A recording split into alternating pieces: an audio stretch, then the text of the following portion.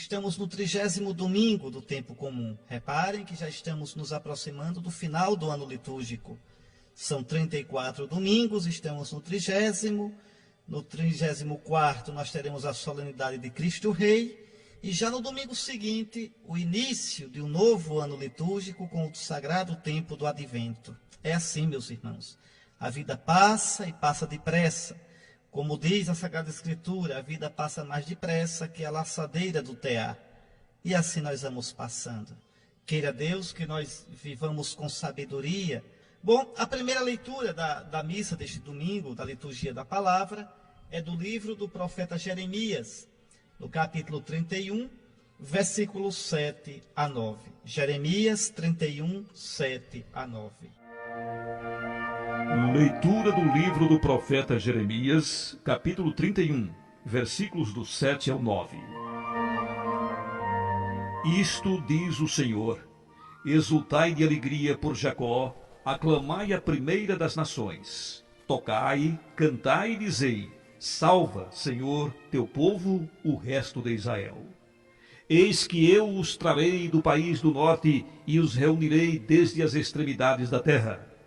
Entre eles há cegos e aleijados, mulheres grávidas e parturientes. São uma grande multidão os que retornam. Eles chegarão entre lágrimas e eu os receberei entre preces. Eu os conduzirei por torrentes d'água, por um caminho reto onde não tropeçarão, pois tornei-me um pai para Israel, e Efraim é o meu primogênito. Palavra do Senhor. Graças a Deus. Veja, é um texto comovente este. É do século VI. O profeta Jeremias viveu lá no século VI a.C. O povo de Judá vivia no pecado e o castigo foi o exílio na Babilônia. Se vocês olharem toda a profecia de Jeremias, é a ameaça do exílio. É Deus dizendo que o povo, porque esqueceu a aliança com seu Deus, porque foi infiel, vai perder a terra, vai perder o templo, vai perder Jerusalém, vai perder o rei descendente de Davi. Vai escravo para a Babilônia, para o exílio. É assim. Quando a gente tem Deus, tudo tem sentido. Os dons que Deus nos dá também têm sentido. Quando a gente deixa Deus, os dons de Deus se tornam ídolo. Então, para que serve a Terra Santa, se o coração do povo não está com Deus?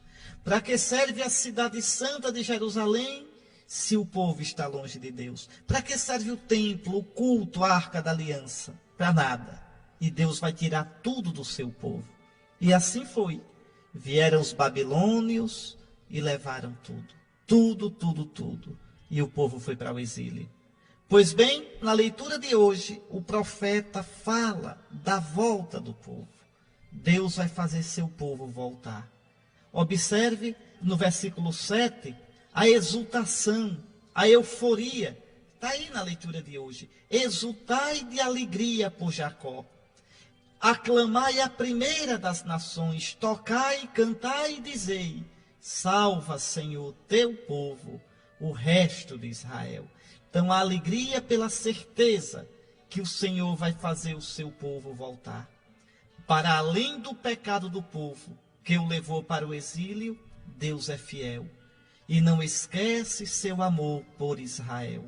Nós vamos ouvir no final dessa leitura aquela música do Padre Jonas: eu jamais esquecerei o meu povo. Ele está gravado em minhas mãos. Eu não te deixarei. Eu não te esquecerei. Pode a mãe esquecer o seu filho? Pode a mulher esquecer o fruto do seu ventre? Ainda que esquecesse, eu não te esqueceria. Pois bem, mesmo no exílio, Deus não esquece o seu povo. E agora vai fazê-lo voltar. Vai trazê-lo de volta pelo deserto, por onde passou chorando para a Babilônia. Imagine o povo saindo ali pelo norte da Terra Santa, atravessando o deserto da Jordânia, o deserto do Iraque, onde ficava a Babilônia. E agora Deus vai trazê-lo de volta pelo deserto novamente. Por onde Israel foi chorando, voltará cantando. Um texto que lembra isso, se você quiser ler em casa, aí onde você está, é Isaías 40, versículos 1 a 5. Eu vou ler para você ver como é bonito. Consolai, consolai o meu povo, diz o vosso Deus. Falai ao coração de Jerusalém e dizei-lhe em alta voz que o seu serviço está cumprido. Que serviço? O serviço das chibatas, do exílio que Israel sofreu. Que a sua iniquidade está expiada, que ela recebeu da mão do Senhor paga dobrada por todos os seus pecados. Uma voz clama, no deserto, abri um caminho para o Senhor. Na estepe, aplainai uma vereda para o nosso Deus. Reparem que coisa linda, Deus mandando ajeitar o deserto para o povo voltar do exílio. Seja entulhado todo o vale, todo o monte e toda a colina sejam nivelados. Transformem-se os lugares escarpados em planície e as elevações em largos vales. Então a glória do Senhor há de se revelar a toda a carne, de uma só vez o verá, pois a boca do Senhor assim o afirmou. Esse texto a gente escuta no Advento. Uma voz clama no deserto, preparai o caminho do Senhor. É a profecia de João Batista. Pois bem, mas essa profecia, primeiramente, Isaías 40, 1 a 5, está falando do exílio de Babilônia, da volta do povo. O povo que foi chorando e volta agora cantando e exultando. A fidelidade de Deus, meus irmãos. A fidelidade de Deus que é maior do que meu pecado, do que o seu pecado. A fidelidade de Deus que nos dá a graça de recomeçar sempre. Como dizia lá o livro de Tobias, se ele condena, também salva. Se ele deixa morrer, também ressuscita. Esse é o nosso Deus. Agora, olhando bem esse versículo 8, lá no início, essa volta do povo que parecia humanamente impossível, é por graça de Deus. Nada há de impossível para o Senhor. Ele pode pegar os cacos da minha vida, da sua vida, e pode fazer de nós um vaso novo. Ele pode nos tomar do pó da morte e nos ressuscitar plenos de vida. Ah, se pode, Deus pode sim. Salva, Senhor, teu povo, o resto de Israel. O que ficou? Um nada. Eis que eu os trarei do país do norte, é Babilônia, e os reunirei desde as extremidades da terra. Deus pode juntar o seu povo. A gente olha hoje o novo Israel. Esse novo Israel é a igreja, é a nossa mãe católica. Nesse meio de mundo, a gente parece um pequeno rebanho disperso, perdido. Estamos perdidos não, meus irmãos. O Senhor está conosco e Ele nos junta quando quiser. Ele nos congrega. E repito, nada é impossível para o Senhor.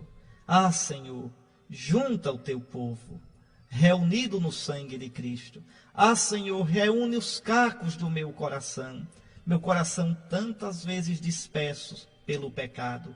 Reúne os cacos da minha vida e faze de mim um vaso novo, porque tu podes tirar do pó do pecado, do pó da morte, a minha pobre vida. Agora, veja ainda, quem é que vai voltar de Babilônia? Nem todos os judeus voltaram, viu? Nem todos. Foi um resto que voltou. Um resto. Gente pobre, gente simples, cegos, aleijados, mulheres grávidas e que deram à luz. Quer dizer, gente fraca, gente que não pode nem lutar, gente que não conta nada à luz dos critérios do mundo. Olha o que diz. Eis que eu os trarei do país do norte e os reunirei desde as extremidades da terra. Entre eles há cegos e aleijados, mulheres grávidas e parturientes. São uma grande multidão os que retornam. Ah, Senhor, esse é o teu povo. Estes são os que tu amas. E, meus irmãos, a gente vê isso o tempo todo.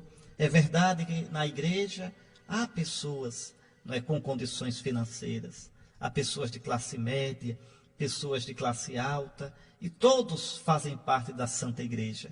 Todos são bem-vindos, mas a grande maioria de nós, quem é? São os pobres, são os João Ninguém, são aqueles que para o mundo não contam nada. Esses são os amados do Senhor. Sempre foi assim, sempre foi assim. É um resto humilde, pois desse resto humilde e pobre, que voltou no século VI a.C., Deus vai reconstruir o seu povo, e desse bando de Zé Ninguém vai nascer o Messias. Vejam, quando o homem diz não vale nada, Deus diz é precioso. Quando o homem diz é o fim, Deus diz é o começo. É assim o nosso Deus. Vai tomar esse resto de Israel e vai fazer dele o seu povo. O profeta Isaías também anunciou isso. Pode olhar, Isaías 10, 20 a 22. Naquele dia, o resto de Israel, os sobreviventes da casa de Jacó, não continuarão a apoiar-se sobre aquele que os fere, sobre o homem, sobre o pecado. Apoiar-se-ão sobre o Senhor, o Santo de Israel, com fidelidade. O resto de Jacó voltará ao Deus forte. Com efeito, ó Israel, ainda que o teu povo seja como a areia do mar, só um resto dele voltará. Eis aqui. Deus é o Deus do resto, viu?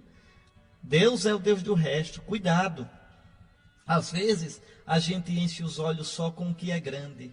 Para Deus, o que é grande não conta. O nosso Deus é o Deus que rejeitou os grandes e escolheu Saul. Vejam. Rejeitou Eliabe, tão grande, o irmão mais velho de Davi, e escolheu Davi. Rejeitou Saul forte e escolheu Davi fraco. Derrotou Golias e elevou Davi. Elevou Israel e destruiu povos tão poderosos. O nosso Deus é o Deus do resto. O nosso Deus é o Deus do que é pequeno. O nosso Deus é o Deus que escolheu a Virgem de Nazaré, tão pobre e humilde. O pobre carpinteiro José. O nosso Deus é o Deus que nos salvou na cruz de Jesus Cristo. Então, meus irmãos, como é difícil a gente se acostumar com essa lógica, a lógica do nosso Deus. É por isso que é tão fácil enganar o povo com a Bíblia debaixo do braço. Vem, aí você vai ter bênção. Vem, você vai conquistar casa, carro. Tudo isso é lixo. Tudo isso é obra do diabo, que como não tem mais o que fazer, usa a palavra de Deus para destruir a própria palavra de Deus. Nosso Deus é o Deus humilde. Nosso Deus é o Deus dos pobres. Eis aqui.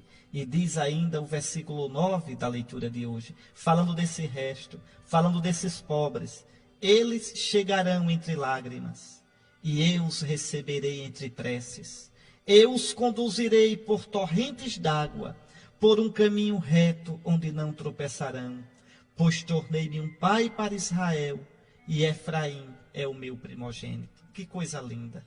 As lágrimas da comoção, da compunção, do arrependimento. Aquele povo que era tão soberbo, porque se tinha tornado um povo rico, voltará agora como um resto pobre. E Deus diz, eles chegarão chorando, como filho pródigo, e eu os receberei entre preces. Aí sim, agora que eles são pobres, agora que eles se deixam guiar por mim, eu os conduzirei por torrentes d'água, por um caminho reto onde não tropeçarão, pois eu tornei-me um pai para Israel. Efraim é o meu primogênito. Tanto faz dizer Israel como Efraim. Aí está. O Senhor mostrará ao seu povo, ao resto, agora humilde, o caminho justo. E esse resto pobre e humilde de espírito deixar-se-á guiar pelo Senhor. E o Senhor revelar-lhe-á um carinho de pai. Agora a condição para tudo isso, a condição para sentir a doçura de Deus, a condição para sentir Deus que nos guia, é a pobreza de coração, a compunção, quer dizer, a dor, o arrependimento pelo nosso pecado. Os autossuficientes, os que confiam em si, jamais compreenderão esta realidade, jamais experimentarão os carinhos de Deus. Pense bem nisso. Se você quer ver, leia Isaías 41, 8 a 20. Isaías 41, 8 a 20. E tu, Israel, meu servo, Jacó a quem escolhi, descendência de Abraão, meu amigo, tu a quem tomei desde os confins da terra, a quem chamei desde os seus recantos mais remotos e te disse, tu és o meu servo, eu te escolhi, não te rejeitei. Não temas, porque eu estou contigo. Não fiques apavorado, pois eu sou o teu Deus, eu te fortaleço, sim, eu te ajudo, eu te sustento com a minha direita justiceira. Serão envergonhados e humilhados todos os que se encolerizam contra ti. Tu os procurarás, mas não os encontrarás. Os que te combatem serão reduzidos a nada. Com efeito, eu, o Senhor teu Deus, te tomarei pela tua destra e te ajudarei. Não temas, sou eu que te ajudo. Não temas, vermezinho de Jacó. E tu, bichinho de Israel, eu mesmo te ajudarei. Oráculo do Senhor, o teu Redentor é o Santo de Israel. Está aí, meus irmãos. Isso que vale para Israel, isso vale para a igreja. Isso vale para mim, isso vale para você. Quando a gente se sente grande, quando a gente se sente forte, a gente cai no pecado, na ilusão da autossuficiência. A gente começa a achar que pode tudo sozinho, que não deve nada a Deus. Fala de Deus, diz que crê em Deus, mas na verdade confia na gente. E isso é uma ilusão, isso é uma mentira, porque tu que me escutas, tu aí no rádio, tu és pó, tu não és o dono da tua vida, tu não deste a vida a ti próprio, a hora da tua morte tu não podes controlar, tu não tens o teu destino na mão. O profeta Jeremias vai dizer: Senhor, eu sei, Senhor, que não pertence ao homem o seu caminho. Não, a nossa vida está nas mãos de Deus. Quando a gente descobre isso, quando a gente reconhece que é pobre, que é pequeno, e se abandona nas mãos de Deus e se deixa guiar, educar por Ele, a gente vive a verdade da gente. A gente descobre que a gente é tão pouquinho, mas o que é que tem? Deus é tudo e Ele nos ama, e nós estamos nas suas mãos benditas, e isto nos basta. Muito bem. Eu vou rezar o salmo da missa de hoje, que é tão bonito. Fala da alegria do povo voltando do exílio. E depois vamos ouvir a música do Padre Jonas. Eu jamais esquecerei o meu povo. O salmo diz assim: maravilhas fez conosco o Senhor, exultemos de alegria. Quando o Senhor reconduziu nossos cativos, parecíamos sonhar. Encheu-se de sorriso nossa boca, nossos lábios de canções. Entre os gentios se dizia: maravilhas fez com eles o Senhor. Sim, maravilhas fez conosco o Senhor, exultemos de alegria. Mudai a nossa sorte, ó Senhor, como torrentes no deserto. Os que lançam as sementes entre lágrimas, ceifarão com alegria. Chorando de tristeza sairão, espalhando suas sementes. Cantando de alegria voltarão, carregando os seus feixes. Aí está, meus irmãos. O Senhor, na sua misericórdia, pode transformar nossa dor, nossa tristeza, em alegria, em vitória e em paz. Cristo ressuscitou no primeiro dia da semana. O primeiro dia depois do sábado dos judeus. Ou seja, com Cristo o mundo recomeça. Com a ressurreição de Cristo, nós temos uma nova criação. Não mais a criação marcada pelo pecado, não mais a criação ferida pelo não de Deus ao homem, mas a criação marcada pelo Espírito Santo, soprado pelo novo Adão. Lembrem, está lá no finzinho do Evangelho de São João, na tarde desse dia, na tarde da ressurreição, na tarde do domingo, Jesus entrou no cenáculo, soprou sobre os discípulos. Recebei o Espírito Santo. É o mesmo sopro do livro do Gênesis, quando Deus soprou sobre o homem no começo para criá-lo. Eis que eu faço novas todas as coisas. Então a gente está começando hoje uma nova semana. É uma nova chance que Nosso Senhor nos dá de viver santamente, de viver para Ele, de viver esse tempo novo numa vida nova. Me dá uma tristeza.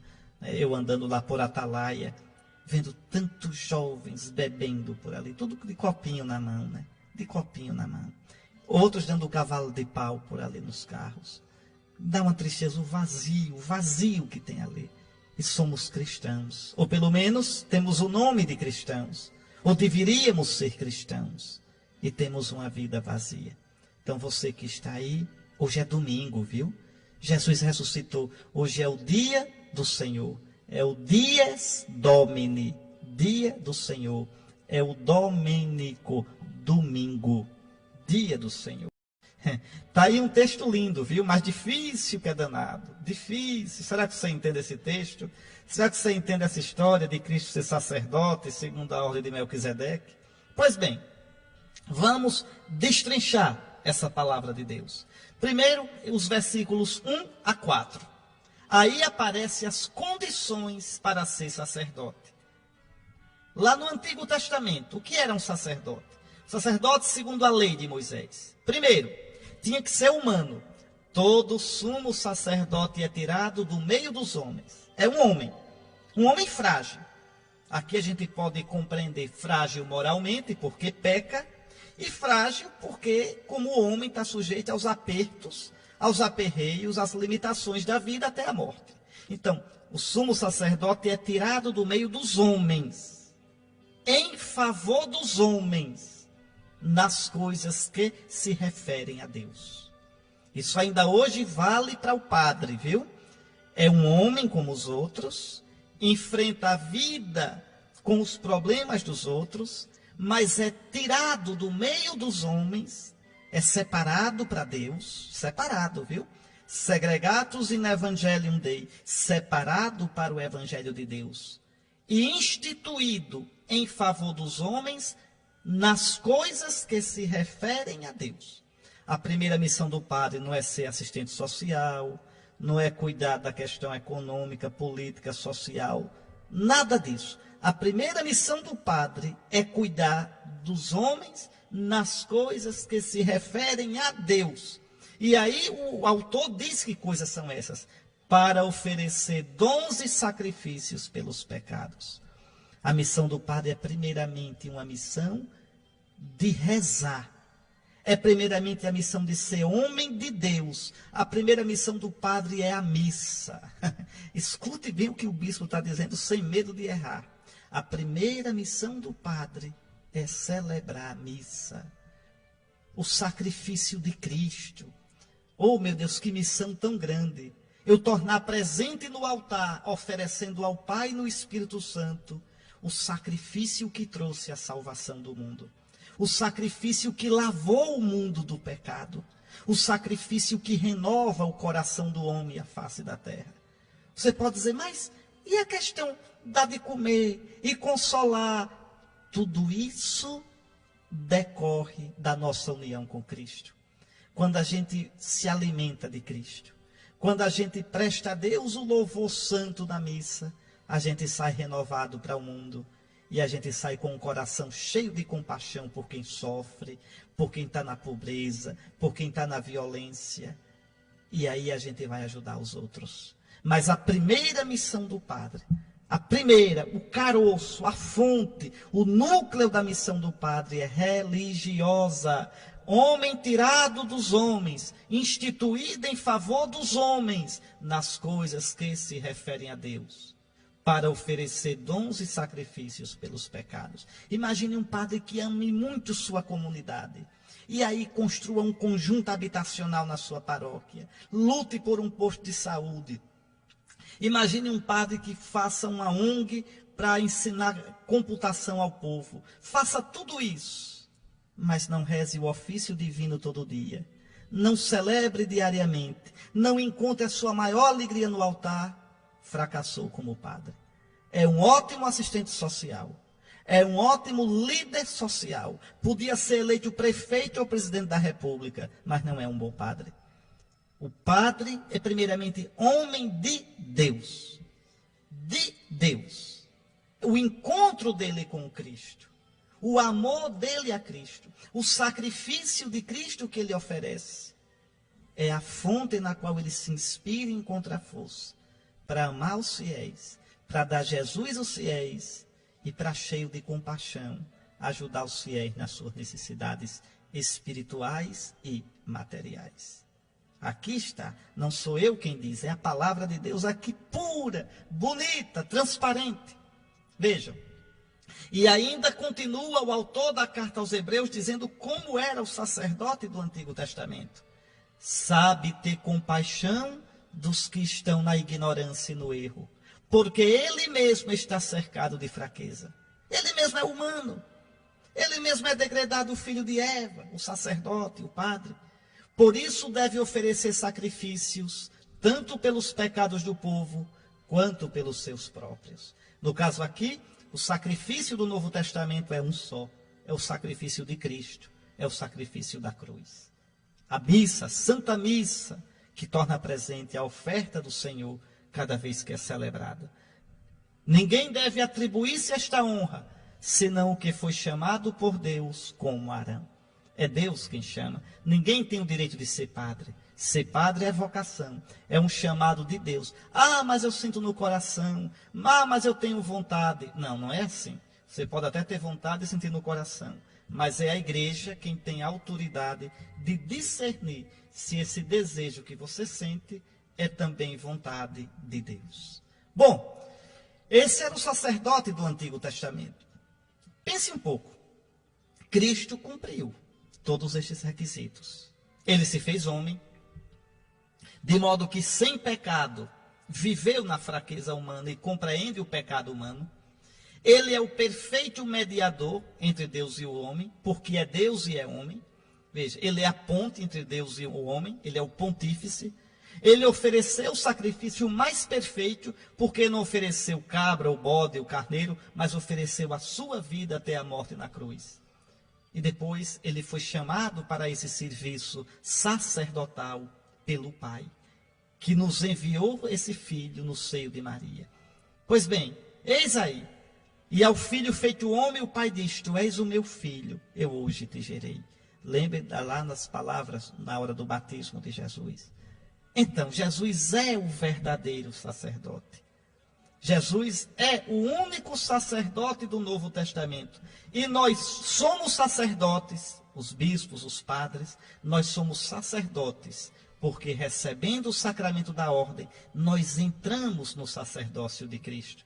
E agora, recebendo o Espírito Santo de Cristo, no sacramento da ordem, ali pela imposição das mãos, a gente pode agir na pessoa de Cristo. Quando o padre celebra, é Cristo quem celebra. Quando o padre administra os sacramentos, é Cristo quem administra os sacramentos.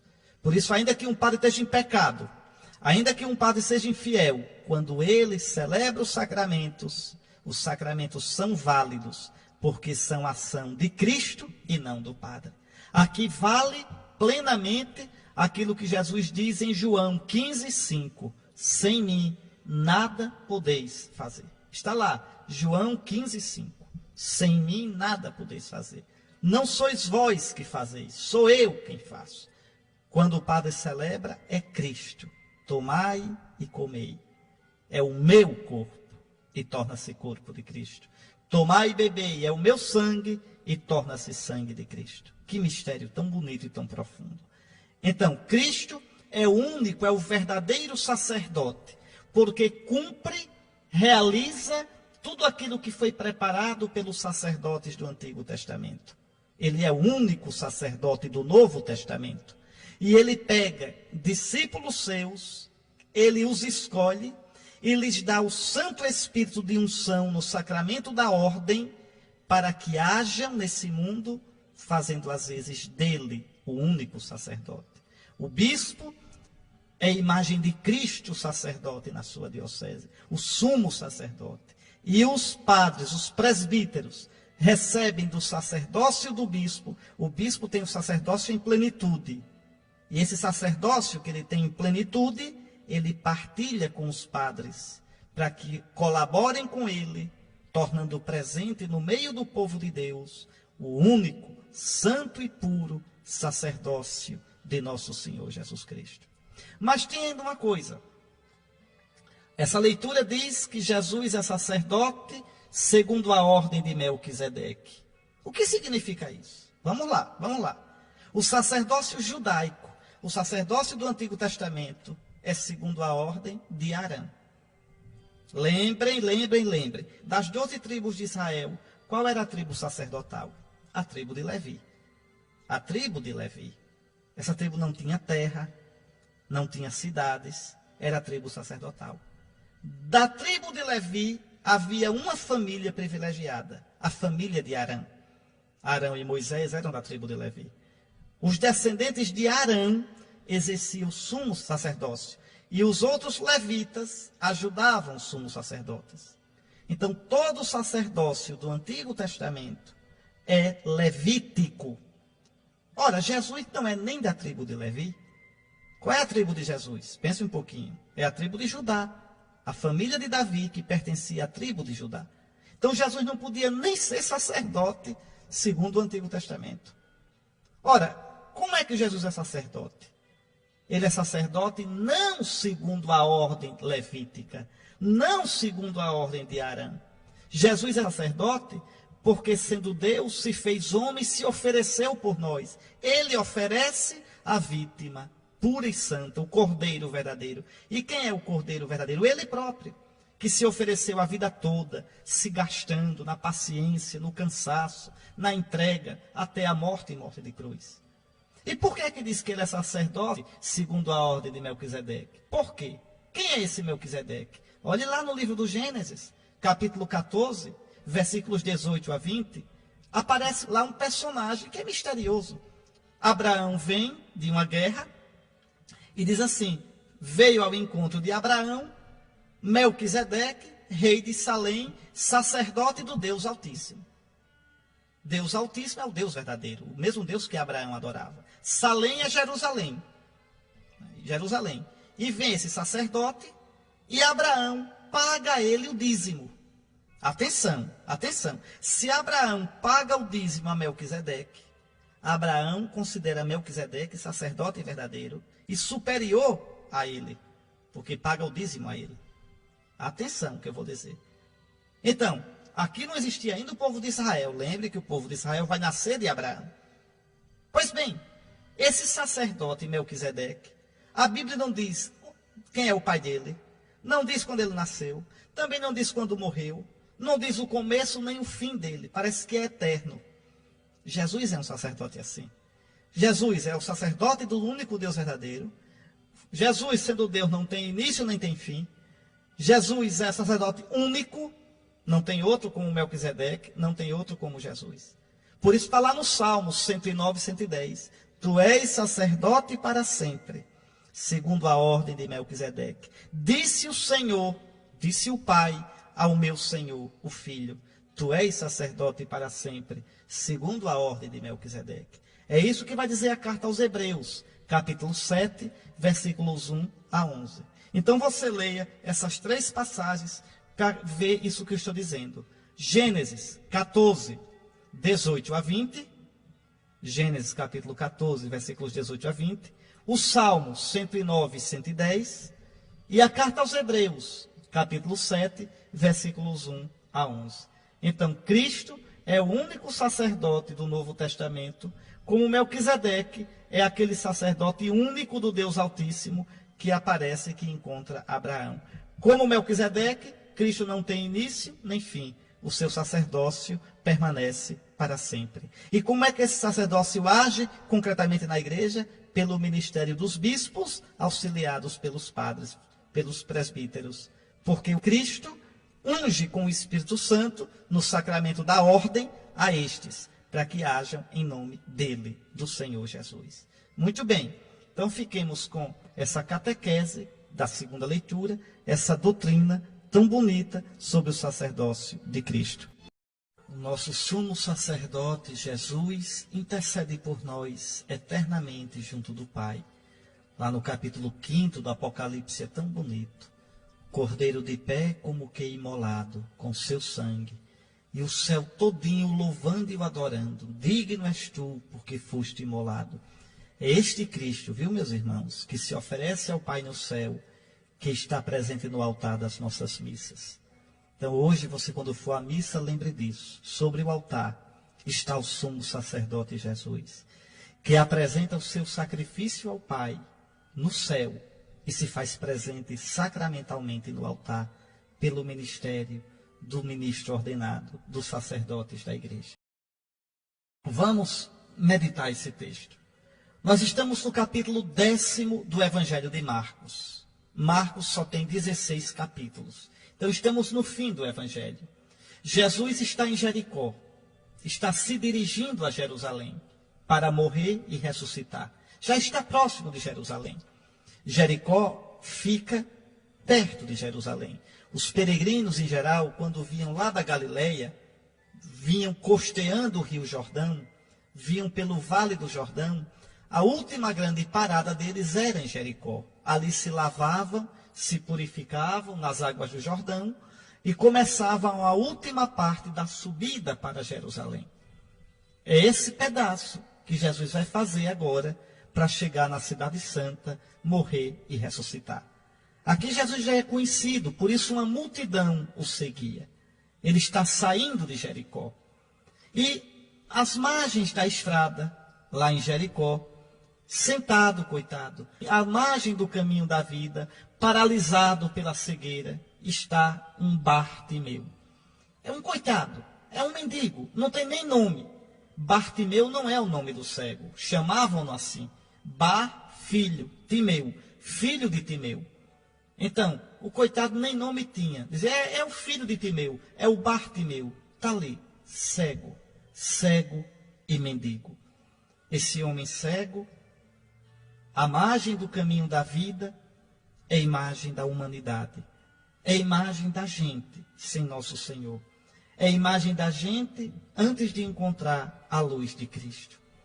E aí, Jesus vai passando. Agora você imagine, viu? Jesus passando e aquela multidão ao redor dele. Aquele empurra, aquele barulho. E o cego procura saber quem está ali. Quem é que vai passando? O versículo 47 do Evangelho de hoje diz: quando ouviu dizer que Jesus o Nazareno estava passando, aí o cego começa a gritar. É um cego esperto esse. Não quer perder a chance. Jesus está passando pelo seu caminho e o cego quer agarrar a chance da sua vida. Jesus, filho de Davi, tem piedade de mim. O cego começa a gritar. E note que esse grito dele é um grito de fé. Chamando Jesus filho de Davi, o cego quer dizer, eu creio que tu és o Messias. Eu creio que tu és o rei de Israel. Jesus, filho de Davi, tem piedade de mim.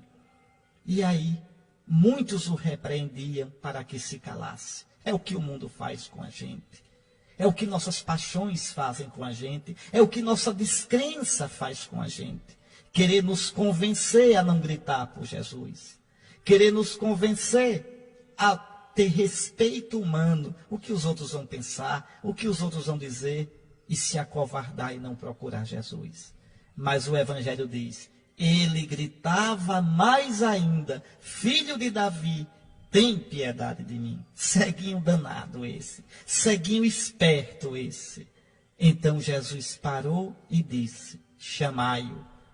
Que coisa linda, meus irmãos. Vejam, a estrada é larga. O cego está lá no canto gritando, mas no meio de um barulho danado. E Jesus ouviu o cego. A gente pode se lembrar do Salmo 129, 130. Das profundezas eu clamo a vós, Senhor. Escutai a minha voz. Quando a gente grita do fundo da nossa miséria, nosso Senhor nos ouve. Não está longe de nós. Ouviu esse cego. E do fundo da miséria do cego, o Senhor o escutou. Jesus parou e disse, chamai-o. Eles o chamaram e disseram, coragem, levanta-te, Jesus te chama. Palavra bonita essa, viu? Coragem, levanta-te, Jesus te chama. A gente pode dizer isso a tantos irmãos. A gente pode erguer tantos irmãos com a palavra assim. É Jesus quem te chama. Você pode até dizer, mas esse povo, nesse instante, não está mandando o cego se calar. E por que é que agora diz, coragem, levanta-te, Jesus te chama? É porque o povo da Terra Santa, como o povo de todo canto, gosta de ver um showzinho. Bom, já que Jesus parou e disse, chame o cego, vamos ver o que, é que vai acontecer. Vamos lá, cego, levanta, Bartimeu, que Jesus está chamando. Pois bem, o cego jogou o manto deu um pulo e foi até Jesus. Atenção para esse comportamento do cego. Quando o cego escuta dizer que Jesus está chamando, ele não tem dúvida. Dá um pinote, joga o manto onde estava o dinheiro. Joga o manto e corre até Jesus. O cego não quer perder a chance da vida dele. O cego larga tudo. Veja, larga tudo para encontrar Jesus. Você depois olhe lá a carta aos Hebreus, capítulo 12, versículos 1 a 2. Que diz assim: nós, deixando para trás o fardo do pecado, os fardos da vida, corramos com perseverança na corrida que nos é proposta, com os olhos fixos em Cristo. É isso que esse cego faz. Deixa para lá o manto, deixa para lá o dinheiro, ele agora quer encontrar Jesus. Não demora de jeito nenhum. Já pensou se aperreado com o dinheiro e pegar o resto do dinheiro, em pegar o manto, Jesus fosse embora e ele perdesse Jesus? Pois bem, o cego jogou o manto, deu um pulo e foi até Jesus. Ah, Jesus, que eu saiba também dar um pulo na minha vida, que eu saiba jogar meu manto, o manto de meus apegos, o manto de minhas paixões, o manto de meu comodismo e descrença, o manto do meu pecado.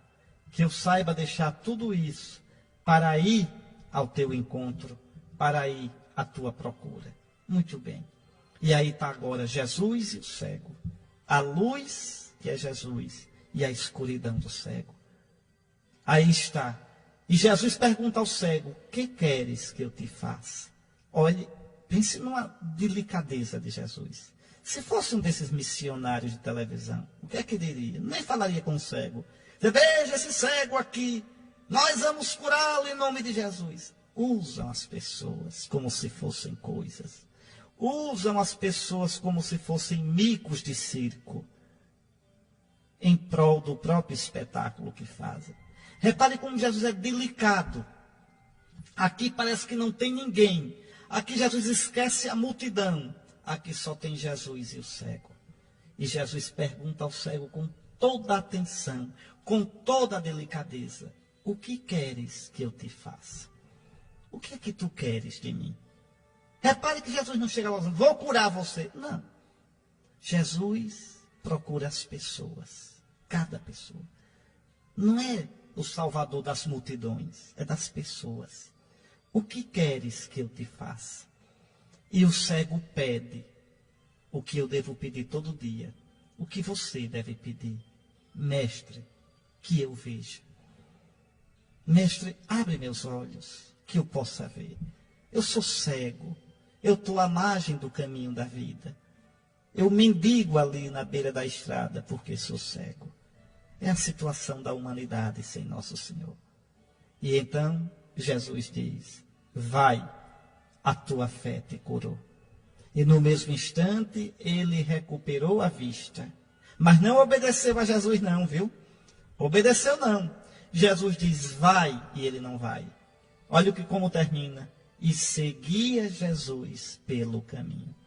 Ou seja, o cego tornou-se discípulo. No Evangelho, seguir Jesus pelo caminho é ser discípulo. E para onde Jesus vai? Eu disse no início: para Jerusalém, para morrer e ressuscitar. O que é que diz o Evangelho de hoje? Nós somos cegos. Pelo batismo a gente foi iluminado para seguir Jesus pelo caminho. Esse cego sou eu, esse cego é você, esse cego é a humanidade.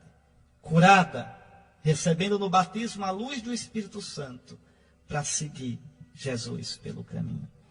Senhor, abre meus olhos às maravilhas do teu amor. Eu sou cego no caminho. Cura-me, Jesus. Eu quero te ver. Eu quero ver o mundo com os teus olhos. Como aquele outro cego do Evangelho de João, meus irmãos.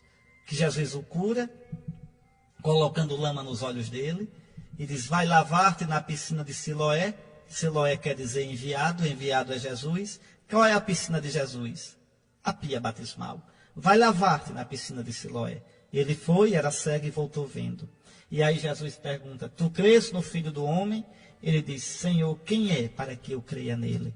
E Jesus diz: tu o estás vendo. Sou eu que falo contigo. Como se dissesse: eu te curei para que tu me vejas. Para que tu me vejas. e crê em mim, e crendo tem a vida. Meus irmãos, peçamos a Nosso Senhor que cure a tão profunda cegueira que muitas vezes toma conta do nosso coração, da nossa mente, que nós possamos com Cristo enxergar de verdade o sentido da vida e segui-lo pelo caminho. Eu invoco sobre todos vocês a bênção de Deus. O Senhor esteja convosco, abençoe-vos o Deus Todo-Poderoso, Pai, Filho e Espírito Santo. Fique em paz, fique na graça de Deus e ao som da Salve Rainha, nos colocando todos nas mãos da Virgem Maria, Imaculada na sua conceição. Até domingo, se Deus quiser.